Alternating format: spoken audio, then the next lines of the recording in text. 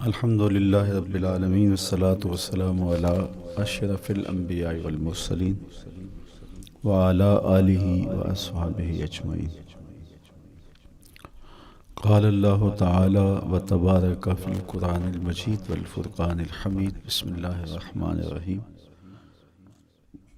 لا اقسم بہذا البلد وانت حل بہذا البلد ووالد وما ولد لقد خلقنا الانسان فی کبد۔ صدق اللہ مولانا العظیم وصدق رسولہ النبی الکریم الرؤوف الرحیم۔ اللہم نور قلوبنا بالقرآن وزین اخلاقنا بالقرآن وادخلنا الجنۃ بالقرآن ونجنا من النار بالقرآن۔ قال اللہ تعالی وتبارک فی شان حبیبہ مخبرا وآمرا ان اللہ وملائکتہ یصلون علی النبی یا ایہا الذین آمنوا صلوا علیہ وسلموا تسلیما۔ اللہم صلی علی سیدنا و مولانا محمد معدن الجود والکرم صلاۃ و سلاما علیک یا سیدی یا رسول اللہ۔ میں نے آپ کے سامنے قرآن مجید کے جو کلمات تلاوت کیے ان میں اسی حقیقت کو بیان کیا گیا۔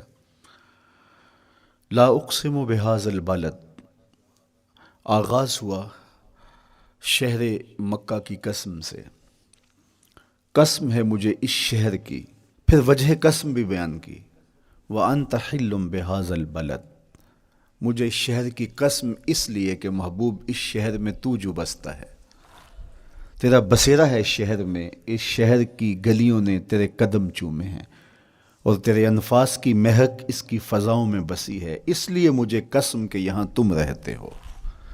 اللہ اکبر۔ علماء کے مابین اس بات پر اختلاف ہے کہ مکہ المکرمہ افضل ہے یا مدینہ النبی صلی اللہ علیہ وآلہ وسلم افضل ہے۔ ایک علمی اختلاف ہے، بعض نے کہا مکہ المکرمہ افضل ہے، دلائل دیے، بڑا وزن ہے دلائل میں۔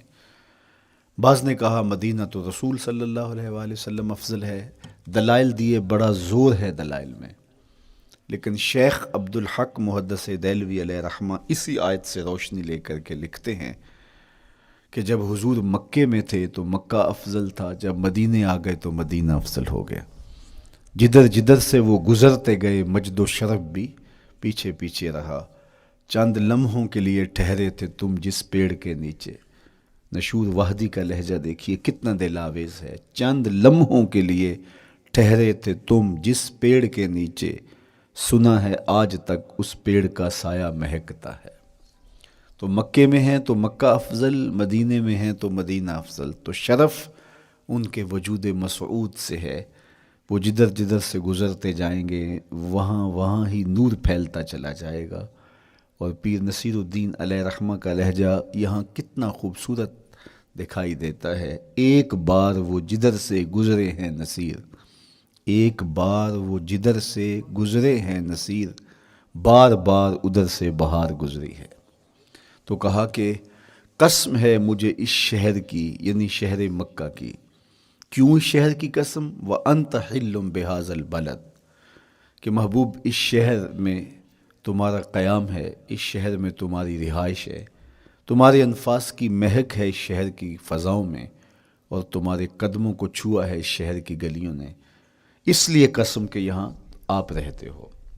وَوَالِدٍ وَمَا وَلَدَ، اور قسم ہے باپ کی، اور قسم ہے جو اس کی اولاد ہے۔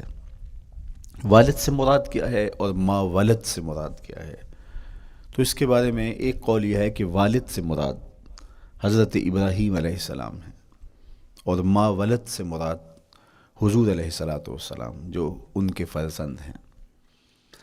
ایک قول کہ والد سے مراد حضرت آدم علیہ السلام ہیں، اور ما ولد سے مراد ان کی ساری ذریت اور نسل ہے۔ تیسرا قول کہ والد سے مراد حضور علیہ السلام ہیں، اور ما ولد سے مراد حضور علیہ السلام کی ساری امت، حضور علیہ السلام کی ساری آل اطرت، حضور کے اصحاب۔ لیکن علماء نے پہلے قول کو ترجیح دی کہ مکہ المکرمہ کی قسم کی گئی تو پھر مناسبت بنتی ہے کہ حضرت ابراہیم کا ذکر بھی ہو، تو اس لیے والد سے مراد حضرت ابراہیم ہیں، اور ما ولد سے مراد حضور علیہ الصلوۃ والسلام کی ذات ستودہ صفات ہے۔ تو تین چیزیں ہوئیں جن کی قسم کی گئی۔ سب سے پہلے شہر مکہ کی قسم کی گئی، پھر حضرت ابراہیم علیہ السلام کی قسم کی گئی، اس کے بعد حضور علیہ الصلوۃ والسلام کے مبارک وجود کی قسم کی گئی۔ تین قسمیں کر کے کہا کیا گیا، چونکہ جو خالی ذہن شخص ہو، جب اس کو کوئی بات بیان کی جائے تو قسم سے آغاز نہیں کیا جاتا۔ متردد الذہن کو کوئی بات کرنی ہو تو قسم سے آغاز کیا جاتا ہے، یا پھر آپ جس مضمون کو بیان کرنے جا رہے ہیں وہ اتنا اہم ہے کہ اس کی اہمیت کو اجاگر کرنے کے لیے آپ کو قسم کرنا پڑتی ہے۔ تو یہ جو ماں بعد کا مضمون ہے جس کو میرے رب نے بیان کیا، اس سے قبل ایک نہیں، دو نہیں، تین قسمیں کیں، تو پھر کان تو کھڑے ہو گئے، سماعتیں تو بچھ گئیں کہ وہ کون سی شے ہے جس کو بیان کرنا مقصود ہے، اور اس سے قبل قسم پہ قسم کی جا رہی ہے۔ قسم محبوب شہر مکہ کی، قسم محبوب تیرے والد بزرگوار حضرت ابراہیم علیہ السلام کی، اور قسم تیرے پاکیزہ وجود کی۔ اب انسان بالکل سماعتیں بچھا کے منتظر ہے کہ قسم کی کس بات کی جا رہی ہے، کس بات پہ قسمیں ہو رہی ہیں۔ تو جواب آیا، قسم محبوب شہر مکہ کی جس میں آپ رہتے ہو، قسم آپ کے والد بزرگوار حضرت ابراہیم علیہ السلام کی، اور قسم آپ کے پاکیزہ وجود کی۔ لقد خلقنا الانسان فی کبد، ہم نے انسان کو مشقتوں میں رہتا پیدا کیا ہے۔ یعنی انسان کی زندگی کے اندر مشقتیں، مشکلیں، آلام، مصائب، حالات کی تلخیاں، سخت مراحل، یہ اس کی زندگی کا حصہ ہے، اور ہم نے اس کو ڈیزائن اس طرح کیا ہے کہ یہ ان ساری مشکلات سے نہ بردآزما ہوگا اور حالات کی تلخیوں کا مقابلہ کرے گا، اور خیر و شر کے ساتھ ساری زندگی اس کا تعلق رہے گا۔ تو یہ اگر سخت جان ہوا تو زندگی میں کامیاب اور بامراد ہوا، اور اگر یہ کمزور ہوا تو پیچھے رہ جائے گا۔ اور اس کے لیے جو قسمیں کی ہیں وہ تین ہیں۔ قسم کا اور جواب قسم کا تعلق ہوتا ہے، یعنی جس پہ قسم کی جا رہی ہے تو جو قسم کی جا رہی ہے اس کا کوئی آپس میں تعلق ہوگا۔ جب پھولوں کا ذکر کریں گے تو پھر اس کے متعلقات ہی بعد میں بیان کریں گے۔ کسی نے کہا تھا جنگل میں کوئی مے خار مرا ہے، جنگل میں کوئی مے خار مرا ہے، اسے انگور کے پتوں کا کفن دو۔ میاں جنگل میں مرنے والے شخص کو کسی اور درخت کے پتوں کا بھی تو کفن دیا جا سکتا ہے، لیکن صاحب مرنے والا مے خار ہے، اور شراب کشید کی جاتی ہے انگور سے، تو اس کو تو ٹھنڈ تب بھی پڑے گی کہ انگور کے پتوں کا کفن دیا جائے۔ تو مناسبات ہوتی ہیں۔ تو اب جب قسم کی گئی تو قسم تین چیزوں کی گئی، اور اس کی جواب قسم سے مناسبت کیا بنتی تھی؟ انسان کو مشقتوں میں رہتا پیدا کیا گیا، حالات کی تلخیوں سے گزرتا ہے، سخت تربیتی مراحل سے اس کو گزرنا پڑتا ہے۔ تو اس چیز کو بیان کرنے سے قبل تین قسمیں کی گئی۔ پہلی قسم میرے حضور کے پاکیزہ شہر کی، مکہ المکرمہ کی، اس لیے کہ مکہ المکرمہ میں دیکھ لیجئے کہ صحابہ اور حضور کے ماننے والوں نے کیسے تلخ زندگی کاٹی۔ شجر اسلام ثمر بار ہوا تو ہمیں تو یہ کھلے ہوئے پھول دکھائی دیتے ہیں، لیکن ہم نہیں بھول سکتے کہ بلال حبشی کی پیٹھ پہ کیسے کوڑے برسے اور احد احد کیسے پکارتے رہے۔ تو ہم اس منظر کو دیکھیں، مکہ کے ان حالات کو دیکھیں، تو اس لیے قسم کی مکے کی، اور پھر حضرت ابراہیم علیہ السلام کی قسم کی، چونکہ حضرت ابراہیم نے جس قدر اذیتوں سے گزر کر کے، مصائب آلام کا سامنا کر کے، حالات کی تلخیوں کا مقابلہ کر کے اپنا راستہ بنایا اور اپنے رب کی رضا پائی، وہ تاریخ کا ایک انوکھا باب ہے۔ اس سے بڑھ کر کیا ہوگا کہ جلتی ہوئی آگ میں چھلانگ لگا دی رب کے حکم کی تعمیل میں، بیٹے کی گردن پہ چھری رکھ دی۔ یہ تماشا لب بام نہیں تھا، منا کی وادی میں وہ انوکھا واقعہ رقم ہوا کہ آج بھی تاریخ انگشت بدندہ ہے کیا ایک باپ، اور وہ اس بیٹے کو ذبح کرنے کے لیے آمادہ ہو گیا جو اس کی آنکھوں کا نور ہے اور دل کا قرار ہے، رب سے مانگ مانگ کے لیا، لیکن تعمیل ارشاد میں اس بیٹے کی گردن پہ چھری رکھنے کے لیے باپ تیار ہو جاتا ہے اور اس کو ذبح کرنے کے لیے آمادہ ہو جاتا ہے، حتیٰ کہ بیٹے کو لٹا لیتا ہے اور ہاتھ میں چھری پکڑ کے بیٹے کی گردن پہ رکھ کے پوری ہمت کے ساتھ جب چھری چلاتا ہے تو آواز آتی ہے فلما اسلما وتلہ للجبین ونادیناہ ان یا ابراہیم قد صدقت الرؤیا انا کذالک نجزی المحسنین۔ ابراہیم بس کرو، تم نے واقعی خواب پورا کر دکھایا۔ اپنی بیوی کو، اپنے نو مولود بچے کو وادی غیر ذی زرع میں چھوڑ آنا، جہاں کچھ بھی میسر نہیں تھا، یہاں آپ کو آپ کے ماں باپ چھوڑ کے جاتے ہیں، ایک خوبصورت آسودہ ماحول ہے، اور آپ کو جس مقصد کے لیے چھوڑ کے جا رہے ہیں تو وہ مقصد بھی آپ کی اور ان کے پیش نظر ہے، لیکن اس کے باوجود بھی جو ہے وہ آنکھیں نم ہو جاتی ہوں گی کہ ہم اپنی اولاد کو یہاں چھوڑ کے جا رہے ہیں، جبکہ ایک محفوظ پناہ گاہ میں آپ کو چھوڑ کے گئے۔ آپ کی تربیت کرنے والا ایک جو ہے وہ توانا طبقہ اور ایک توانا جو ہے وہ سٹاف موجود ہے جو آپ کی فکری، ذہنی، بدنی تربیت کے لیے کوشاں ہیں، لیکن اس کے باوجود بھی والدین محسوس کرتے ہیں لیکن اپنے نو مولود بچے کو وہاں چھوڑ کے جانا جہاں آب و دانہ بھی میسر نہیں تھا۔ مورخ اسلام فی جلندری نے اس وادی کا نقشہ کھینچتے ہوئے کہا، وہ وادی جس میں وحشت بھی قدم رکھتی تھی ڈر ڈر کے، جہاں پھرتے تھے آوارہ تھپیڑے بادے سر سر کے، جہاں پر گھاس اگتی تھی، جہاں نہ پھول کھلتے تھے، مگر وہ سرزمیں تھی آسماں بھی جھک کے ملتے تھے۔ تو اس وادی میں چھوڑ کے آنا، حضرت ابراہیم نے جو امتحانات دیے، اس لیے ان کی قسم کی، چونکہ جواب قسم کا تعلق بنتا ہے تو قسم ابراہیم کے پاکیزہ وجود کی کہ جنہوں نے دکھ سہے، تکالیف آلام گوارا کی، لیکن پائے ثبات میں لغزش نہیں آنے دی۔ تیسری قسم میرے حضور کے پاکیزہ وجود کی فرمایا جتنے دکھ مجھے دیے گئے، جتنی اذیتیں مجھے پہنچائی گئیں، اتنی کسی کو نہیں دی گئیں۔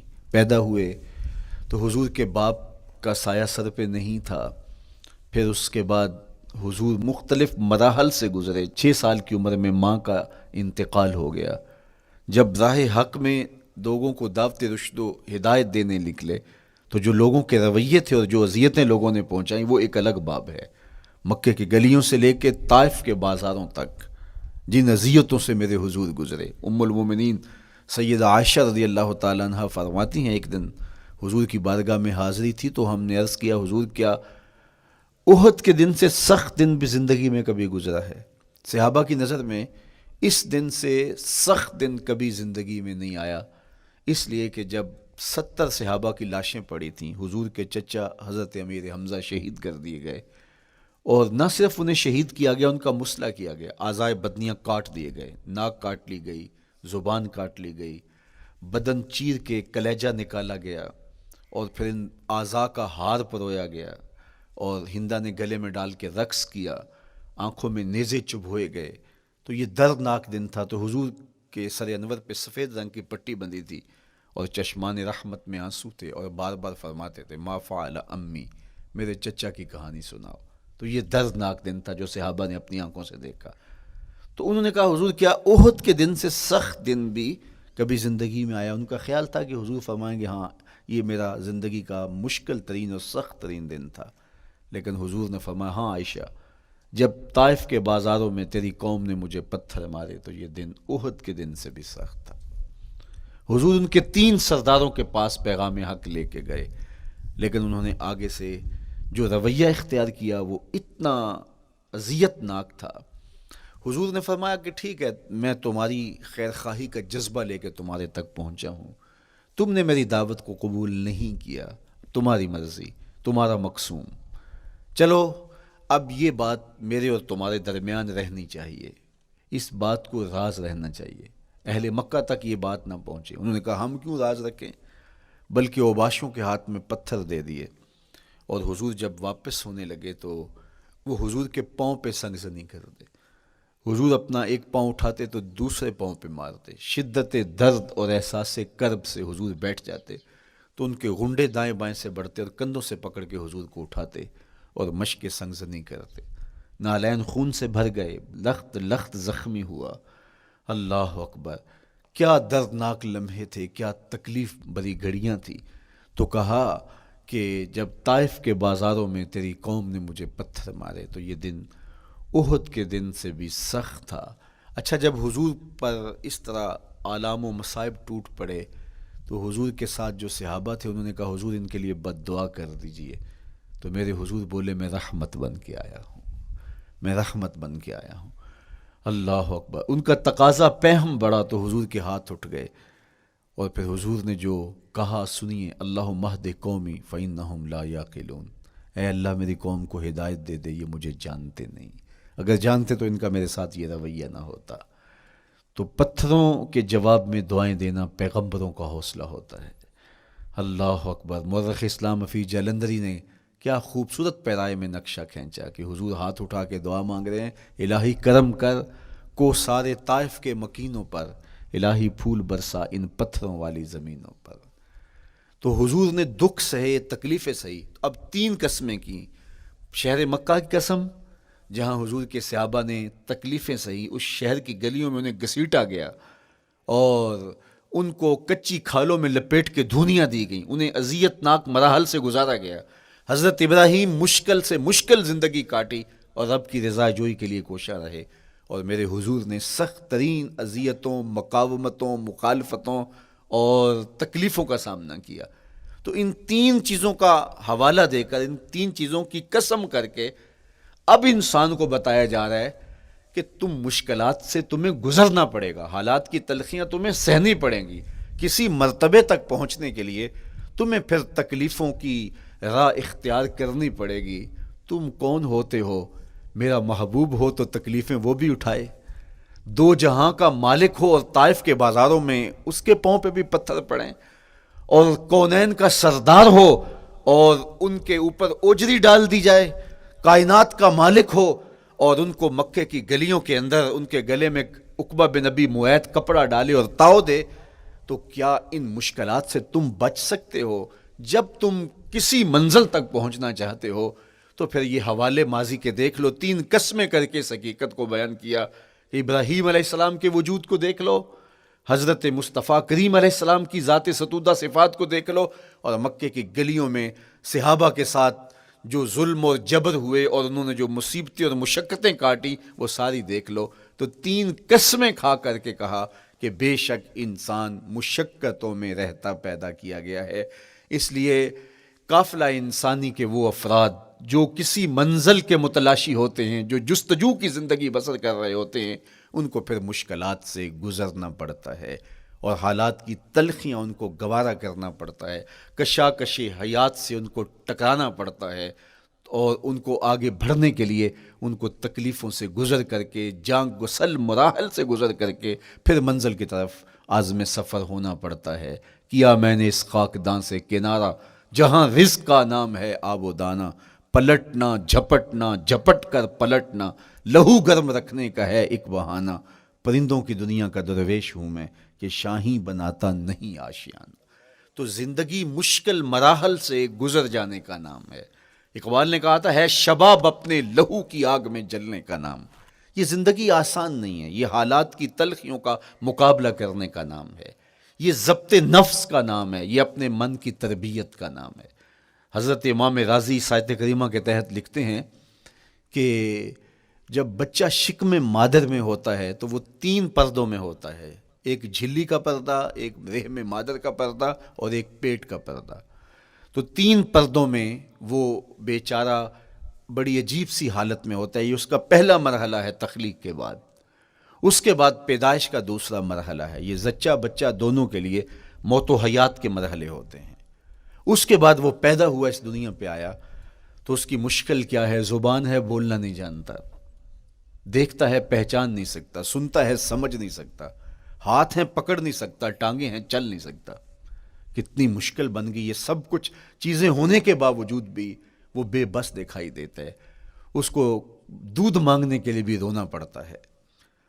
تو یہ ایک مرحلہ تھا. پھر آہستہ آہستہ اس نے بولنا سیکھا، ایک ایک حرف کر کے لفظ لفظ جوڑ کے وہ جملے مکمل کرتا رہا.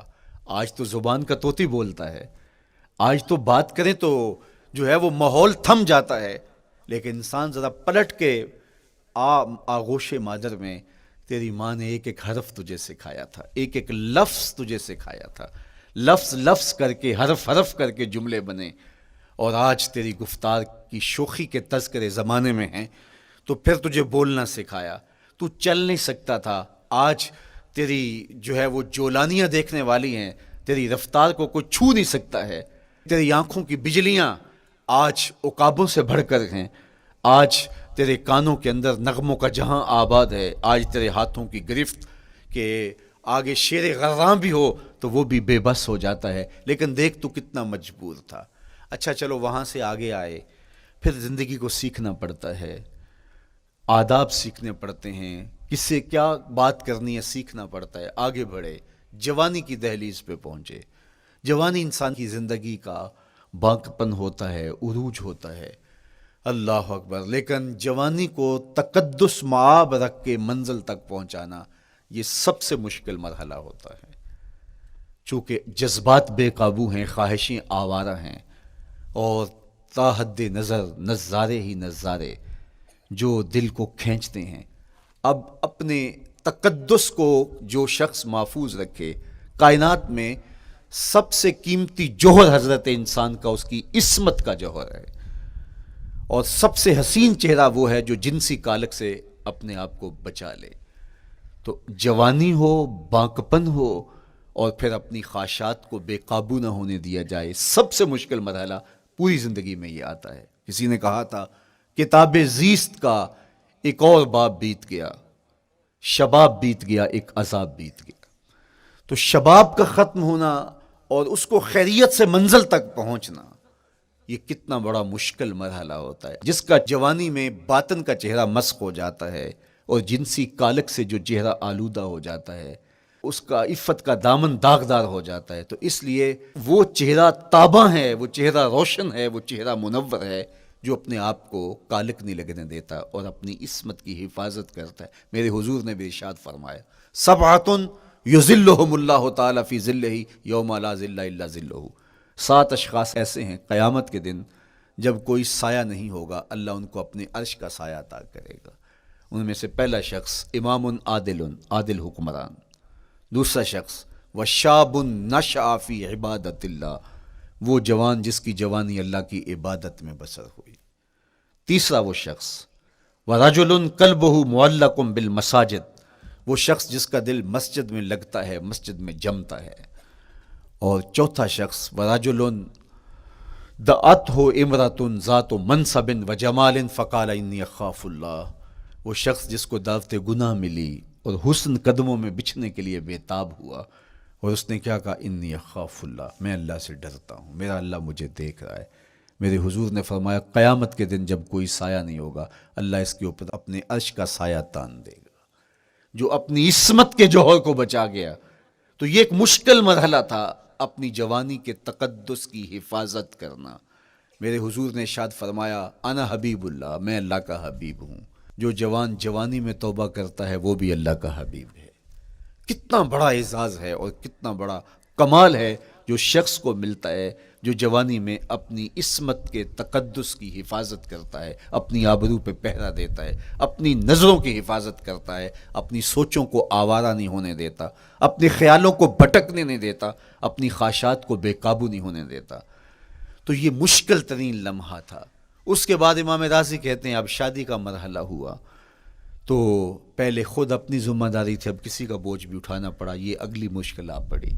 پھر بچے ہوئے تو پھر اپنی زندگی تو ختم ہو گئی، پھر ساری زندگی، پھر بڑھاپے میں چلے جائیں، ارذل العمر تک چلے جائیں، یہ ساری زندگی مشکلات لقد خلقنا الانسان فی کبد۔ تو ہمیں عملی طور پہ مشکلات کے مقابلے کے لیے تیار ہونا چاہیے۔ دیکھیے ہم جب شکار کرنے جاتے ہیں اور وہ خطرناک جنگل ہو جس میں شیر، بھیڑی اور دیگر جانور بھی ہوں، تو پھر ہم حفظ ما تقدم کے طور پہ سب کچھ ساتھ لے کے جاتے ہیں اور اس انداز سے جاتے ہیں کہ ہمارے اوپر اگر کوئی حملہ ہو تو بچاؤ کی یہ تدبیر ہو۔ تو ہم عملی طور پہ اس کے لیے خود تیار ہوتے ہیں، تو پھر کوئی ہونے والا حملہ غیر متوقع نہیں ہوتا اور ہم اس کے لیے اپنے آپ کو مستعد اور فعال پاتے ہیں۔ اسی طرح میں اور آپ اگر زندگی کے اس فلسفے سے آگاہ نہیں ہوں گے کہ زندگی مشکلات کا مجموعہ ہے، حالات کی تلخیاں ساری زندگی ہمارے ساتھ رہیں گی، تو کوئی بھی تکلیف، کوئی بھی اذیت، کوئی بھی ایسا واقعہ جو ہم نہیں چاہ رہے ہوں گے وہ روح پذیر ہوگا تو ہم گھبرا جائیں گے اور پھر اس وقت ہم دکھی ہو جائیں گے۔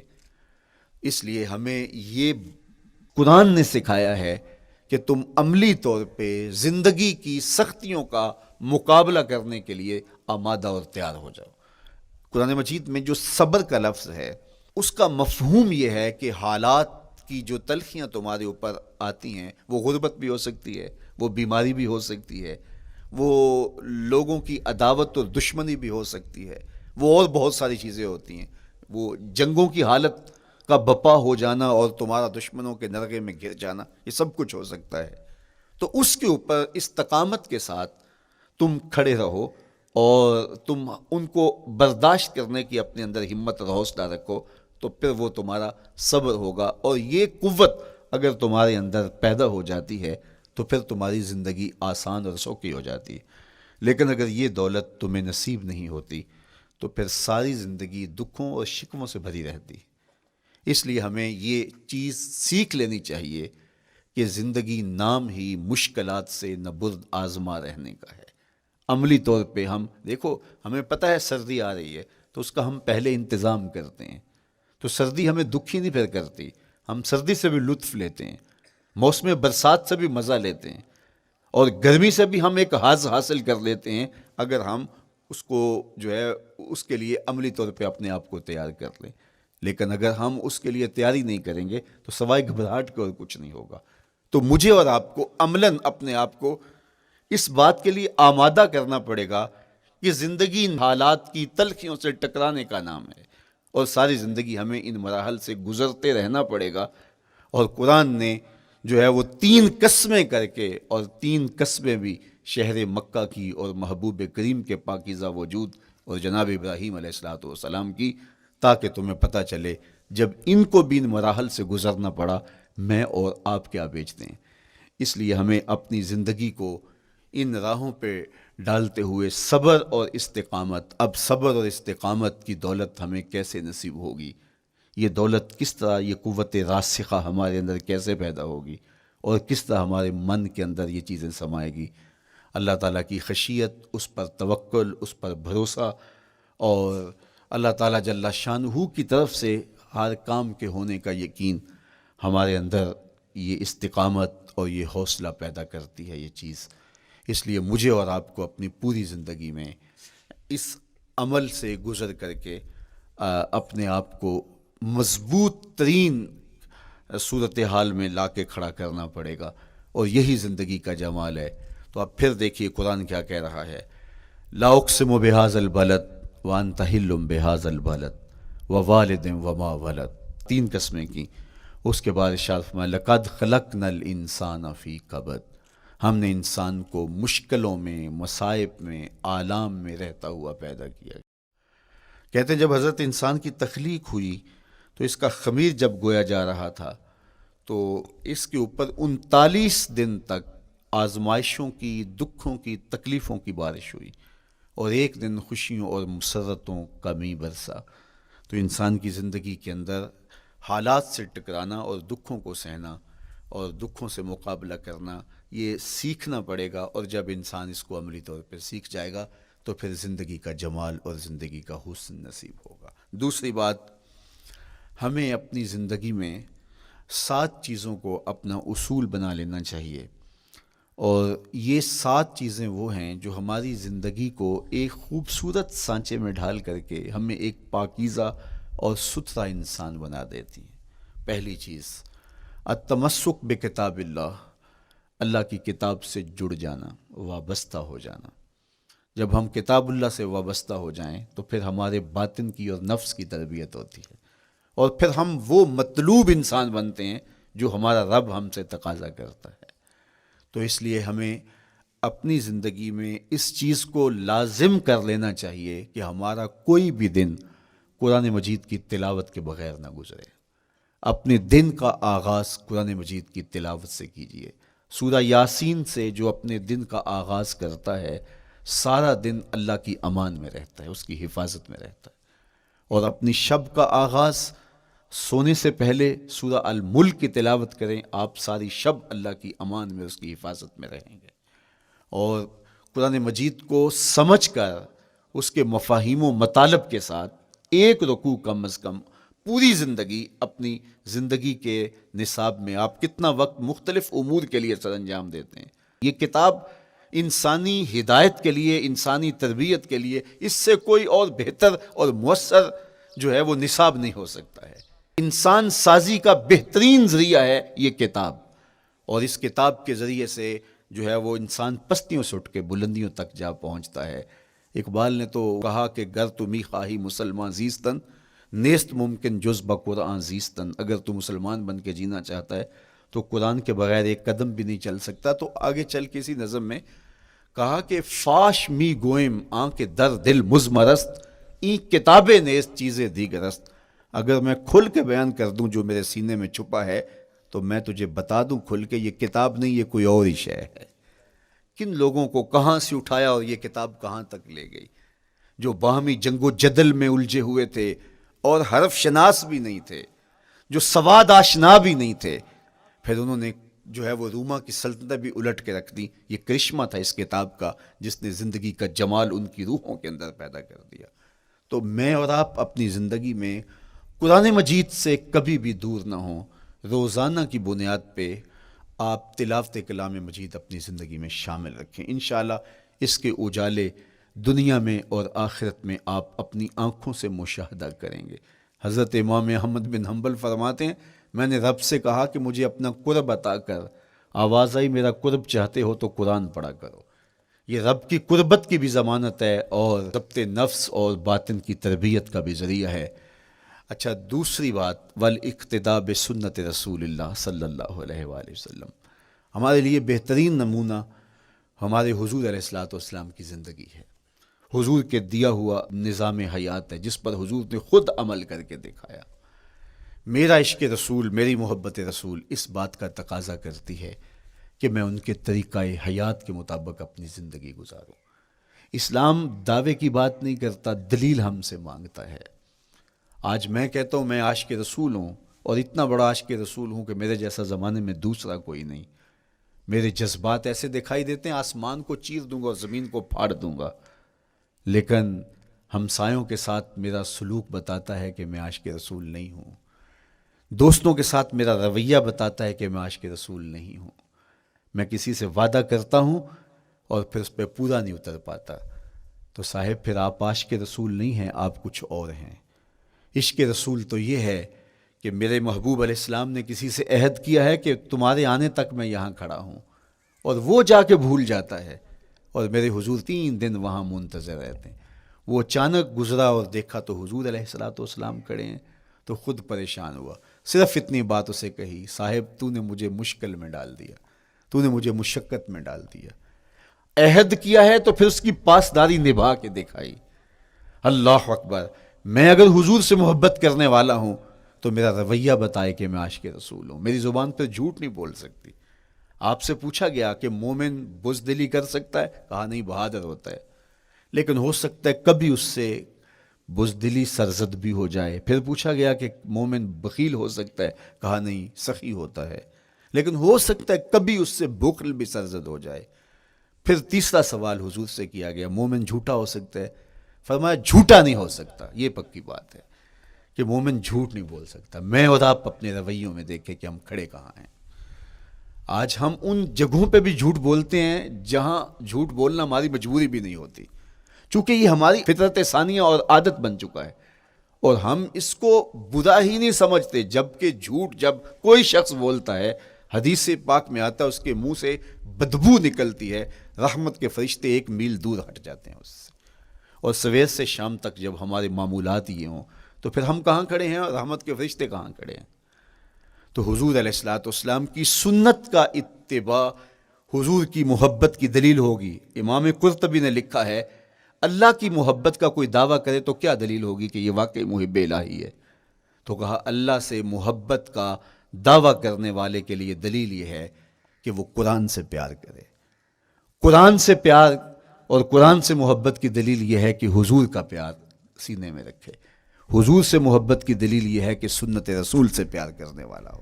اور سنت رسول سے پیار کرنے کی دلیل یہ ہے کہ بدعات سے اجتناب کرنے والا ہو.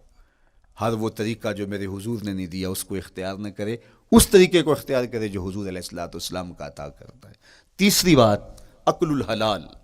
یہ وہ بنیادی اصول ہیں جو ہماری زندگیوں میں اتر جانے چاہیے اور ہم ایک صالح اور خوبصورت انسان بن کے اس معاشرے کا حصہ بن سکتے ہیں.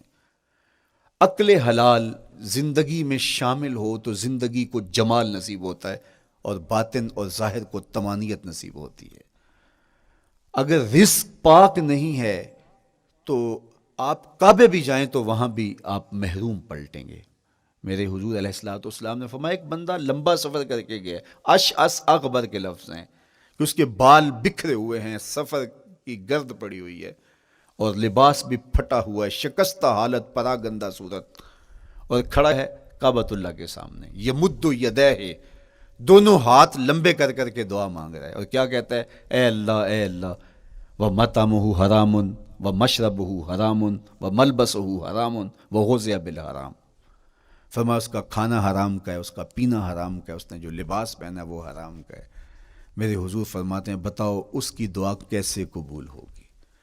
اب لمبا سفر کاٹ کے حرم کعبہ میں پہنچے، غلاف کو پکڑ پکڑ کے دعائیں کر رہا ہے، لمبے لمبے ہاتھ کر کے دعائیں مانگ رہا ہے، ملتزم سے لپٹا ہوا ہے، حتیم میں سجدہ ریز ہو کے رو رو کے دعائیں مانگ رہا ہے، لیکن دعا قبول نہیں ہوتی. کیوں؟ اس لیے کہ اس کے پیٹ میں لقمہ حرام کا ہے، اس کے بدن پہ لباس حرام کا ہے. تو اسلام نے جتنا زور حلال کمانے، حلال کھانے اور حلال اختیار کرنے پر دیا ہے، تو ایک مومن اگر اسلام کے مبادیات سے بھی آگاہ ہو تو اس کی تو زندگی کے اندر جو ہے وہ حرام گھس ہی نہیں سکتا ہے، بلکہ وہ مشکوک سے بھی اجتناب کرے. چوتھی چیز، کف الاذی. اپنے آپ کو ایسا بناؤ کہ تمہارے وجود سے کسی کو ضرر اور تکلیف نہ پہنچے. ہمارا اسلام تو ہمیں یہ بتاتا ہے کہ تم پیاز یا لہسن کھا کے مسجد میں نہ جاؤ کہ تمہارے منہ سے جو سمیل آتی ہے اس سے کسی کو تکلیف نہ پہنچے. تو یہ اسلام کی دی ہوئی تعلیمات ہیں کہ مسجد میں بھی جانا ہے تو اپنے آپ کو دیکھو کہ تمہاری حالت کیا ہے، تمہاری وجہ سے کسی کو تکلیف نہ پہنچے. تمہارے رویے اتنے خوبصورت ہوں، تمہارے ہمسائے بتائیں کہ یہ واقعی مسلمان ہے. مسلمان کی تعریف کی گئی، المسلم من سلم المسلمون من لسانہ و یدہ. مسلمان کون ہے؟ جس کے ہاتھ سے، جس کی زبان سے دوسرا مسلمان بھائی محفوظ ہے، تو وہ مسلمان ہے. اللہ اکبر. ہم یہ جو کہتے ہیں السلام علیکم، اس کو کہتے ہیں تحیت المسلم، مسلمان کا تحیت. تو اس میں اس کے معنی پہ غور کریں تو ہم اس کو ضمانت دے رہے ہوتے ہیں، السلام علیکم، تیرے اوپر سلامتی ہو. تو ہم اپنی جانب سے اسے ضمانت دیتے ہیں، میرے بھائی میری طرف سے تیری عزت، تیری جان، تیری آبرو سلامت ہے، اب میری جانب سے تو پریشان نہیں ہونا، میں تجھے سلامتی کی ضمانت دیتا ہوں. اور وہ آگے سے کیا کہتا ہے؟ وعلیکم السلام. میرے بھائی پھر میری جانب سے بھی تیرا سب کچھ محفوظ ہے. اگر سلام کا مفہوم اچھی طرح ہماری روحوں میں اتر جائے تو پھر ایسا ہو نہیں سکتا کہ ہم جس کو السلام علیکم کہہ دیں پھر اس سے ہم دھوکہ کریں یا اس کی آبرو پہ حملہ آور ہوں یا اس کے مال پہ حملہ آور ہوں جب السلام علیکم کہہ دیا. چونکہ جو ہمیں لفظ بولنے کے لیے کہا گئے ہیں اس کے پیچھے فلسفہ ہے لفظوں کا. یہ پھول ہیں، ان کو دیکھ کر سبحان اللہ کہنے کا کہا گیا ہے. پہاڑوں کو دیکھ کے اللہ اکبر کہنے کا کہا گیا ہے. پہاڑوں کو دیکھ کے سبحان اللہ کہہ دیں اور پھولوں کو دیکھ کے اللہ اکبر کہہ دیں، ایسا کیوں نہیں کہہ دیتے؟ لیکن نہیں، اس لیے کہ جب پہاڑوں کو دیکھتے ہیں تو دل میں ان کی ہیبت پیدا ہوتی ہے. اتنے بڑے پہاڑ، سمندر کو دیکھتے ہیں تو اس کی ہیبت پیدا ہوتی ہے. اتنا بڑا سمندر تا حد نظر پھیلا ہوا، تو جب اس کی بڑائی پیدا ہونے لگتی ہے تو فوراً پلٹایا گیا اللہ کی بڑائی کی طرف اور کہا بول اللہ اکبر، یہ نہیں میرا اللہ بڑا ہے. اور پھول کو جب دیکھا تو اس کی لطافت کی طرف الجھنے لگے، کتنا خوبصورت ہے، درزوں میں کیسے خوشبو بسی ہوئی ہے، کیسے رنگ ہیں، کیسے جمال ہیں. اللہ اکبر. وہ کیا کسی نے کہا تھا نا کہ درزوں کی لطافت میں خوشبو نے اماں پائی، گل چیرنے والے نے کس شان سے چیرا ہے. تو کیا کمال ہے یار، کیا پتیاں ہیں، کیا رنگ ہے، کیا خوبصورتی ہے، کیا لطافت ہے. الجھنے لگے، کہا بول سبحان اللہ، یہ کیا ہے، جس نے رنگ بھرے ہیں وہ پاک ہے. تو تیرا دل الجھ نہ جائے. تو جو ہم بولتے ہیں لفظ جہاں بھی بولتے ہیں اس کے پیچھے ایک فلسفہ ہوتا ہے. السلام علیکم یہ تحیت المسلم ہے. جب ہم کسی کو کہتے ہیں السلام علیکم تو اس کو ہم نے ضمانت دے دی، بس بات ختم، اب جو ہے وہ میری جانب سے تو محفوظ ہے۔ لیکن ہم سلام بھی لے رہے ہوں گے اور ہاتھ بھی کاٹ رہے ہوں گے اور اس کی جیب بھی کاٹ رہے ہوں گے، پھر سلام نہیں لیا، ہم نے منافقت کی ہے۔ تو کف الاذی چوتھی چیز، اور پانچویں چیز اجتناب المعاصی، گناہوں سے اپنے آپ کو بچا کے رکھنا۔ نیکی کرنا بہت اہم ہے، لیکن نیکی کرنے سے زیادہ اہم اپنے آپ کو گناہوں سے بچانا ہے۔ چونکہ شر کی قوتیں ہمارے ساتھ جڑی ہوئی ہیں، اس لیے اپنے آپ کی حفاظت جب ہم کریں گے تو ہم ایک اچھی صورت میں آگے بڑھیں گے۔ اور چھٹی چیز وہ ہے التوبہ، توبہ تسلسل کے ساتھ کرتے رہیے۔ یہ تصور کہ بڑھاپے میں توبہ کریں گے، یہ تصور کہاں سے آیا؟ یا ہمارے ہاں آج کل یہ کلچر پیدا ہوا ہے کہ لیلۃ القدر یا شبرات کے دن سارے جڑ کے توبہ کرنے بیٹھ جاتے ہیں اور پورا سال اپنی مرضی کی زندگی گزارتے ہیں۔ ایسا نہیں ہے۔ میرے حضور کے دامن پہ ایک بھی گناہ کا دھبا نہیں تھا۔ ہم نبیوں کی عصمت کے قائل ہیں، کسی نبی پر کوئی گناہ کا دھبا نہیں ہوتا۔ اگر اس امکان کو بھی تسلیم کر لیا جائے تو ساری شریعت مشکوک ہو جاتی ہے، لیکن اس کے باوجود حضور فرمایا میں دن میں اللہ سے 100 بار توبہ کرتا ہوں، ایک دن میں 100 مرتبہ توبہ کرتا ہوں۔ میں اور آپ دیکھیں کہ ہم کیا اس معمول کو اپنی زندگی میں شامل کیے ہوئے ہیں۔ جب انسان توبہ کرتا ہے، جب غسل کر لیتا ہے نا ایک دفعہ، تو پھر وہ بچ بچ کے چلتا ہے کہ کوئی گرد دوبارہ پڑ نہ جائے، اور جب وہ لتھڑا ہوا ہو تو پھر اس کو پرواہ بھی نہیں ہوتی۔ اس لیے ہمیں بار بار غسل کرنے کی، بار بار توبہ کرنے کی تلقین کی گئی ہے، تاکہ ہم پھر نئے گناہوں سے بچتے رہیں گے۔ تو اپنی زندگی میں توبہ کا تسلسل کیجئے، شام سویرے صبح بار بار اللہ سے توبہ کی اور رجوع کیجئے۔ اور آخری چیز ادا الحقوق، حقوق کا ادا کرنا۔ ہمارے ذمے جو حقوق عائد ہوتے ہیں وہ ہمارے والدین کے ہیں، وہ ہمارے بہن بھائیوں کے ہیں، وہ ہمارے دوستوں کے ہیں، ہمسایوں کے ہیں، ہمارے اساتذہ کے ہیں، کلاس فیلوز کے ہیں۔ وہ حقوق حتیٰ کہ جانوروں کی کیوں نہ ہوں، تو ان حقوق کو ہم ادا کرنے والے، دست بردار نہیں ہو سکتے ہم ان حقوق سے۔ یہ مومن کی زندگی ہے، یہ ہمارا نظم حیات ہے، یہ اسلام کا دیا ہوا منشور ہے، یہ طریقہ زندگی ہے کہ ہم ایک ایک کے حق کو ادا کرتے ہوئے اپنی زندگی کو بسر کریں۔ بالخصوص میں طلباء سے مخاطب ہوں کہ یہ عمر تربیتی اعتبار سے سب سے اہم عمر ہے۔ سیدنا علی المرتضیٰ رضی اللہ تعالیٰ عنہ فرماتے ہیں کہ 15 سال سے لے کر کے 20 سال تک کی عمر میں انسان کے نظریات پختہ ہوتے ہیں اور اس کی عادتیں جمتی ہیں۔ یہ دوسرے کہتے ہیں 13 سے 19 سال تک کی عمر، وہ کہتے ہیں یہ بڑی اہمیت کی حامل ہے۔ تو 13 سے 19 سال یا 15 سے 20 سال تک کی عمر، بعض کا تو ہوتا ہے کہ ابھی بچے ہیں، ماں باپ بھی سستی کرتے ہیں کہ ان کو تہجد کا عادی اب کیوں بنائیں، ابھی تو یہ بچے ہیں، ان کو ان چیزوں سے، چھوٹی چھوٹی چیزوں کا عادی اب کیوں بنائیں، جب بڑے ہوں گے، سمجھدار ہوں گے، ذمہ داریوں کا بوجھ آئے گا، سب کچھ کر لیں گے۔ تو پھر اس وقت کرنا مشکل ہوتا ہے، پھر کر نہیں پاتا بندہ۔ تو جو سیکھنا ہے، جو عادتیں پختہ کرنی ہے، وہ اسی زندگی میں ہوتی ہیں۔ تو یہ آپ کا ایک موقع ہے، آپ کو ایک ماحول فراہم ہوا ہے۔ آپ کے ہمسائے آپ کے کلاس فیلوز ہیں جو آپ کے ساتھ کمرے میں رہ رہے ہیں۔ ہمسائیگی کے حقوق ادا کرنے کا جو انداز ہے وہ یہاں ہی سیکھیے اور اپنے اندر اس کو متحقق کیجیے اور پختہ کیجیے۔